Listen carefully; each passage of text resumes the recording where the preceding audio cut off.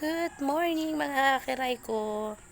Pakikita ko sa inyo ang aking mga tanim na mga gulay. Sa sako ko nilagay kasi walang mapagtaniman, puro na siya cement. Diba? Pakikita ko lang sa inyo ang aking Chinese kangkong na nakatanim sa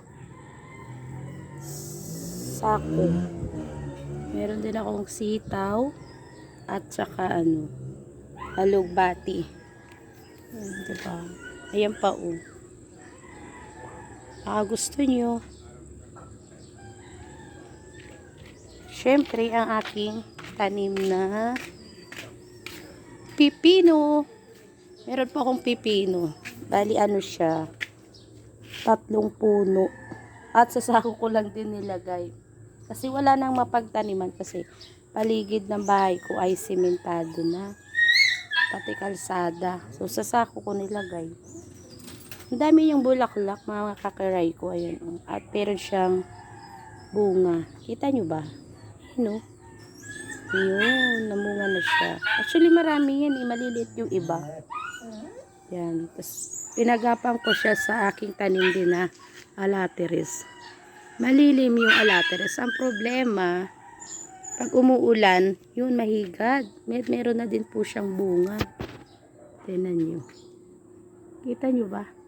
Ayan diba? May bunga na. Tcharam! Kaso ang problema yan, pagka nag-uulan, mahigad. Ang laki niya na nga Diyan ko pinagapang ang aking alateris. Meron din ako tanim na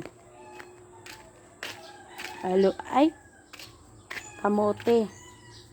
Ayan. Malago na din siya. Sa sako ko rin nilagay. Meron ding alugbati ulit. Malago na din siya. Maraming beses na rin nagulayan yan. At ang aking talong. Ingay ng aso. Actually, 2 beses ko na itong nakuha ng bunga. Namunga na siya 2 peraso. So, ngayon, meron ulit siyang bulaklak. Ayan Bumulaklak ulit siya. Kita nyo ba? Diba? Puro simento na siya. Kaya sa sako ako nagtatanim ang aking bahay. At ito ang aking tanim na din. Ayan. Dragon fruit. Nakita niyo yung puti na yan, mga kakiray ko. Ano yan Bulaklak. So, magiging bunga na rin yan. Diba? At ang aking tanim na okra. Ayan. Actually, ang dami ko nang nakuhang dyan. Bunga ng okra. Dami ko nang na-harvest. So, ngayon, ayan, namumunga ulit siya. Ang dami ko nang nakuhang bunga. At meron din akong malunggay. Diba? May sili. Ayan. Sili. Diba? Ang laki na sili.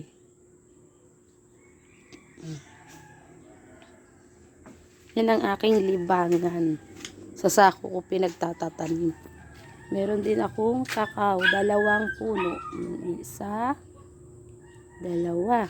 At pinya. Tinanim ko siya sa balde yung sira. Ang laki niya na. Pero wala pang bunga. At syempre, ang aking bibi. Ayan. Naglilimlim na siya dyan. At ang aking aloe vera. Ang lago ng dahon nyo. Tcharam! Diba? Naka-amaze ako sa aking pipino. Ang dami niyang bunga talaga. May sili pa ako dito. Actually, sa sako ko mga pagtatanim kasi yung paligid ko puro na sementado. Yan. Thank you for watching, mga kakiray ko. Namulaklak na ang dragon fruit.